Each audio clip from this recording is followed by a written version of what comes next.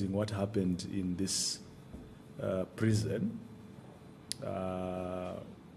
on the 5th and the 6th of December 2024. Today is day 5 of our, since we commenced hearings. So we would like to welcome you to day 5 of our witness hearings. My name is Justice Alfred Mavedzenke. I am chairperson for the commission, and I would like to allow my fellow commissioners to introduce themselves for the record. I am Elkiabula.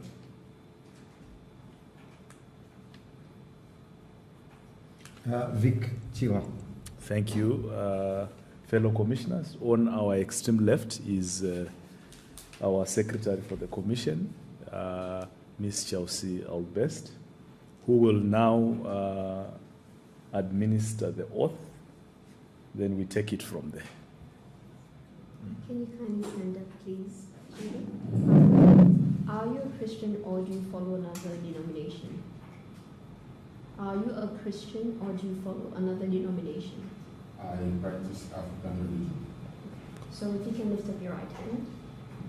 Say, I, Chinedu Okafra. I, Chinedu Okafra. Solemnly. Solemnly. And sincerely. And sincerely. Affirm. Affirm. That the evidence. That the evidence. I shall give. I shall give. To this commission. To this commission. Shall be the truth. Shall be the truth. The whole truth. The whole truth. And nothing but the truth. And nothing but the truth. Thank you. You may be seated. Thank you, Mr. Okafo. I would like you to confirm by saying yes or no to the following.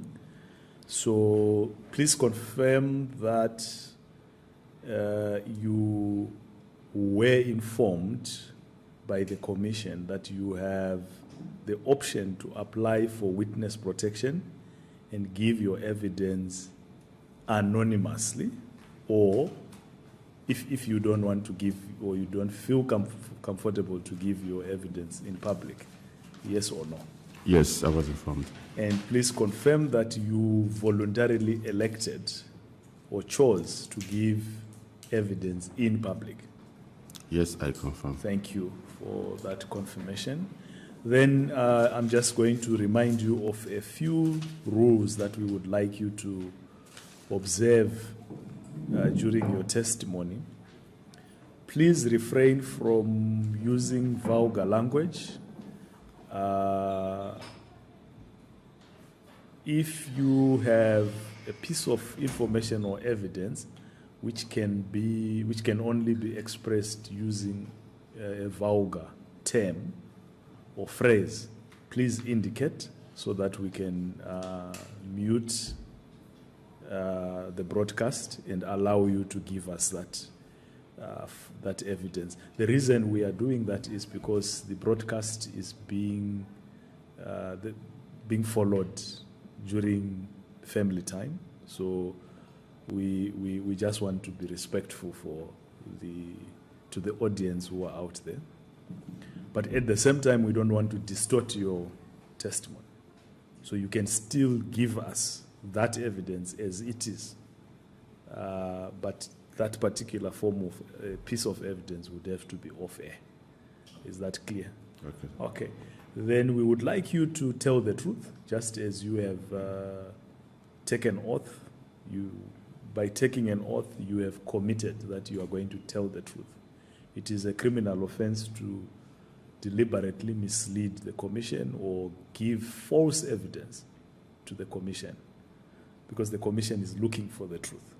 Okay. Please answer all the questions asked to the best of your knowledge. Conduct yourself with dignity and respect. We also mean that even when you are implicating certain persons who are not here or who are here, do so without calling them derogatory names that are derogatory, that are disrespectful. They are still human beings, just like you are a human being. And our interest as a commission is human beings must be treated with dignity, regardless of who they are. Okay. Please, this is also for everyone in the room. Please do not interrupt proceedings. Remember to switch off your phones or put them on silent mode. So we are going to take turns to ask you questions. We would like you to give your full evidence, right? But we also want to encourage you to make sure that you give your testimony in such a way that you allow us to ask you questions, but also you allow others who are supposed to come after you to have their opportunity to also give their testimony. So we are asking you to be structured in your responses. Okay. So we'll start with Commissioner Vic Tihant on my left, and then we will take it from there. Okay. Over to you, Honorable Commissioner. Thank you, Chairman. Okafo, good morning. Well, we would like to direct you on those two dates, the 5th and the 6th of December 2024, on the incident that took place here at Montagne Posée. Okay. We want you to tell us where were you, what happened really, what you saw, and what part did you take in this incident? Now, as you speak, we might stop you and question we will ask you certain questions whilst you are speaking. So just be calm with us. Thank you. So you can start. Okay.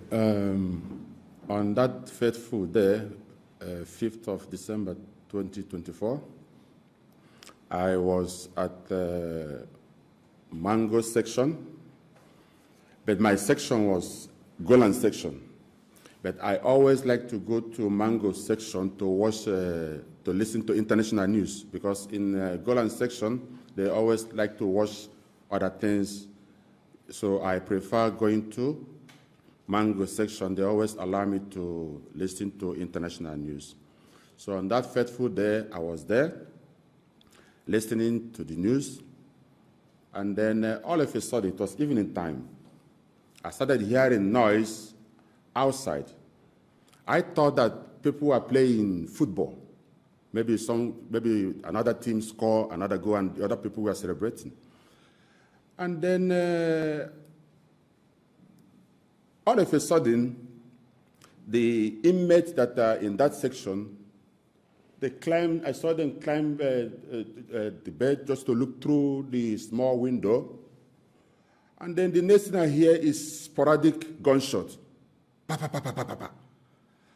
I said, what is happening? They say the military, the army people are here. I said, again? And that brought back my memory of what I went through at Posée Remand Center on August 24, 2024. Now, I want to state this to the Commission and the good people of Seychelles, that this shooting incident under Janet George did not start from Posée. I was shot by the police at Posée Remand Center. I will talk about it on a later stage. So I said, no, let me go down to my section. They told me, no, you cannot go anywhere, that everywhere is blocked. It was so horrible. And then the next thing is tear gas, you know. And then I was panicking, and a whole lot of things were going on in my mind, remembering what I went through last August. A whole lot of things were going through in my mind. And then the gunshot continued. At the time, started hearing screaming, people screaming in other sections, you know. And then we're all there. the people in that section, they managed to get some bed cover to cover the burglar door, to prevent, they cover everywhere to prevent the tear gas from coming in. So they did their best to cover everywhere. And then it continued, and there was panic everywhere. And then later stage, those military, they were going section to section to section. That mango section or man section is the last section they entered. And then because when they are coming, you will hear them. So when they get to the door, one inmate there, they call him Peacekill. Because at this time, all the people in that section, they are already inside their individual cells, leaving me alone on the small area where they put the television. I was there alone. So the moment they were there, I put because I was on clutches, I laid down my clutches, my both clutches, I laid down flat. I laid down flat, facing the floor, and then I noticed that Peacekill coming to open the padlock for them. The next thing, they shot, pa! That guy, the bullet missed him by inches. They shot, pa! And the guy screamed and ran back. And then, to be honest with you, I cannot say if someone eventually come to open that door or they use bullets to open the padlock, because at that stage, I was partially out of this planet Earth, my spirit. And then, but when the door was opened, they rushed in, and then many of them started kicking me while I was kicking me all over, hitting me all over. I was screaming, and I was screaming. They were hitting me all over, kicking me, hitting me. I was screaming, my leg, I was screaming. And then begging them to stop. I was saying so many things, begging them, screaming. They were hitting me all over. And then at a point, they ordered me to get out, to proceed to the ground floor. It was a very difficult task. I was in horrible pain. And then one of them escorted me to, it was a horrible thing. It was not an easy task. And then one of them escorted me with gun to the staircase leading to the ground floor. So you were using the crutches at that time? Yes, yes, sir. I was using the crutches. So, and then when I get to the stairs leading to the ground floor, because usually anytime I want to go down, I usually put the two crutches on one hand, put my other hand on the rail to help myself. As I was trying to do so, another soldier kicked me from behind. Then I had to fall over, and then the crutches fell off. And then, lucky enough, there were some blockages on the staircase, and then he collected the two clutches and threw on me. The other soldier at the staircase asked me to hold the clutches. I hold the clutches, and he dragged me from the middle floor to the ground floor, dragged me onto the Golan section. And when we get into the Golan section, a lot of people were on the floor bleeding. So many people were injured, blood everywhere. And they dumped me next to other injured inmates. And then, and left. So that day, we were packed beyond capacity. In that Golan section where I was, when we get there, there was nothing left. All our mattresses left, all our clothes left. It was just empty. And then we are forced to sleep on the floor, despite the risk of infection over my injury. And then it was the only officer who came to talk to us and encourage us and feel so concerned is CI Anesta.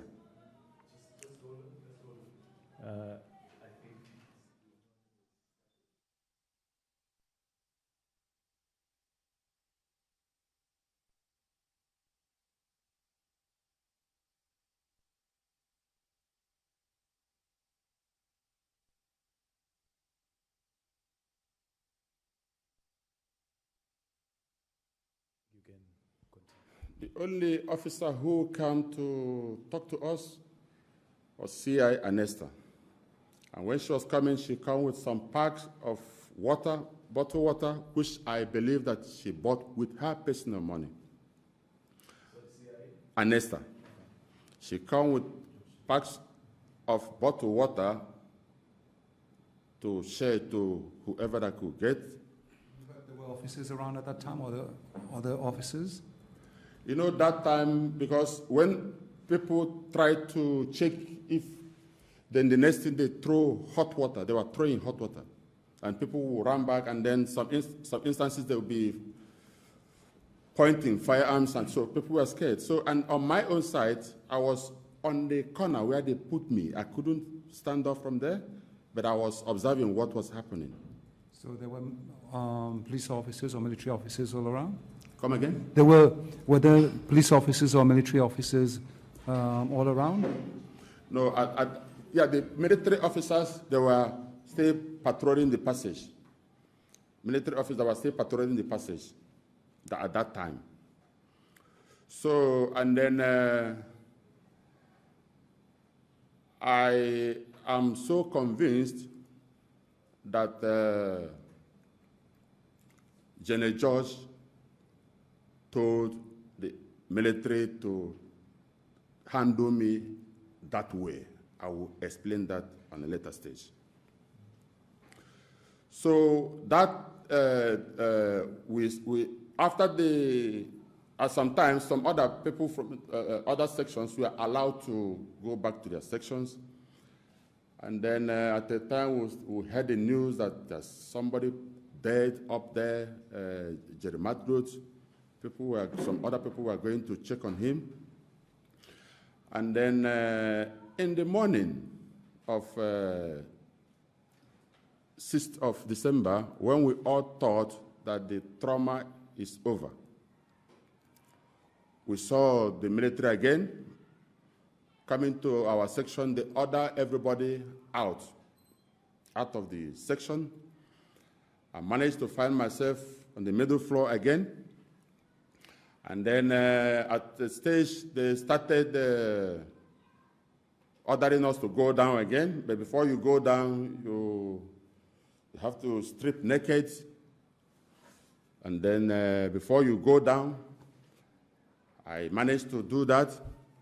So, and when I go down, because they were lining us up. I think we need to find a more permanent solution for the problem to do with noise.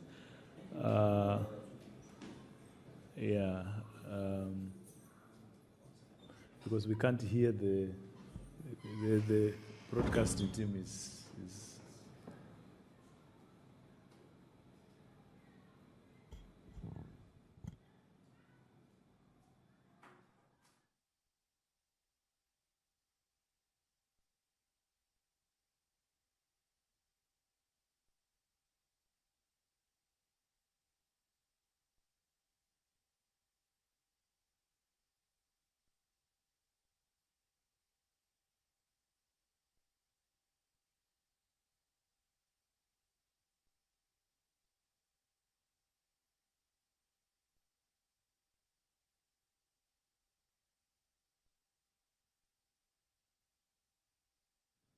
so you were talking about, you were at a point where, we apologize about that, but you were saying you were at a point where you were describing people being, Yes. yeah.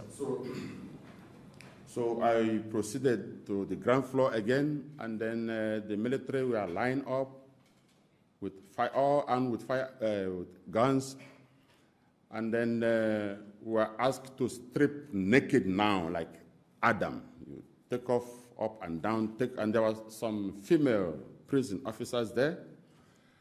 It was a very difficult task for me, considering the pain I was going through. And then they keep harassing you as if they're going to shoot you if you waste any second. So out of the panic, as I was removing, I managed to remove my clothes, and they asked me to squat. And when I tried to complain about the injury, the guy was harassing me with gun, and then as I was trying to squat, I fell backwards. I couldn't, because it was like my muscle was tearing. I fell backwards, and then there's nothing again they could do. I ordered me to proceed to, and when I fell, some of the officers started laughing. And then I picked my clothes, proceed to Golan Heights as I could. And then that morning, there was no breakfast for us. For us that were in Golan section, there was no toothpaste, there was no soap to shower, and there was no towel, there was nothing. And then the night before that day that we were all packed, we only have, we have 3 toilets there, but 2 were functional. Just imagine 2 toilets with more than 100 people packed. I mean, we are we are here, so things are normal. Maybe just suspend it a bit, then we can see if we can address this problem.